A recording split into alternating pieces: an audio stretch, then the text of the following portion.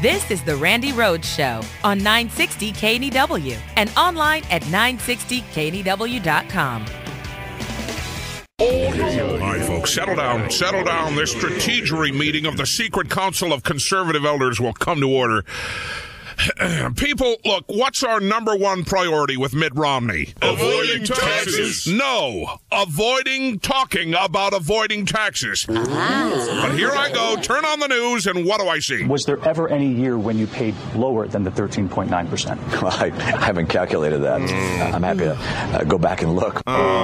First of all, has someone talked to him about that annoying laugh? It makes him sound so snotty and mean. No, I did.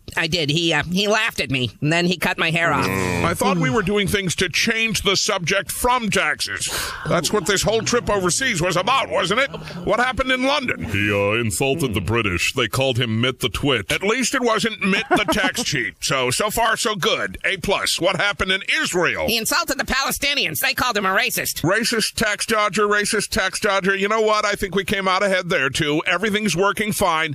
Who did he insult in Poland? Yeah, I have that here. His press guy told the press to, quote, shove it and show some respect in the same breath. They're calling him an idiot. Right. Well, all that had to have changed the subject. Now the whole world is saying Mitt Romney is a racist twit idiot. Yeah, a racist twit idiot who won't release his tax returns. We can't win. We can't win. You're telling me the guy could bite the head off a live hamster in front of the news cameras, and he would just be a hamster-biting tax cheat, right? Right? Yeah. Well, that idea is toast. Jerry, call the pet store. Tell them we don't need the hamster. Let's take a break, people. Chick-fil-A sent over their bigot buffet. The waffle fries will be perfect for you Romney fans. Bigot buffet day! Bigot buffet day! Oh, sure. Would you like a side of hate with that?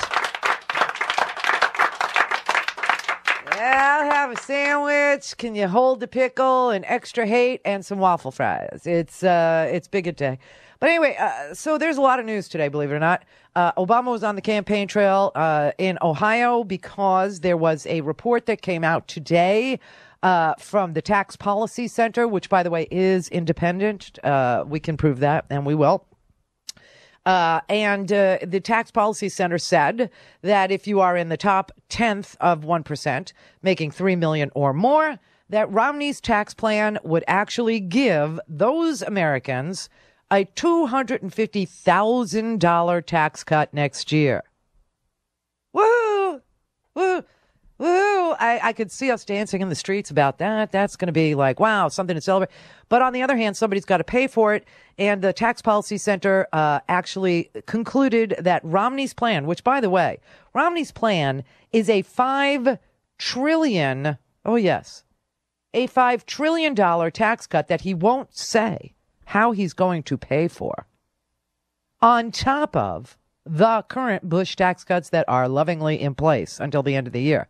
So Romney's is to keep all the Bush tax cuts and then to add another $5 trillion worth of tax cutting, which is spending, because it's got to come from somewhere. It's money on top of the Bush tax cuts. That's his plan.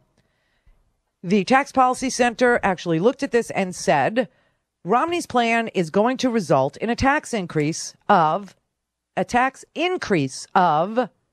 more than $2,000 a year for an average family with children.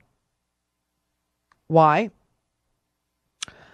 Because he has suggested the way to pay for $5 trillion in additional tax forgiveness, which is what God wants. It's culture, you know. God has decided that economics defines moral culture. Yes, according to Mitt Romney, God chooses economics as a way to give his consent and approval for your culture. It's all about the money. Jesus was all about the money, according to Mitt Romney.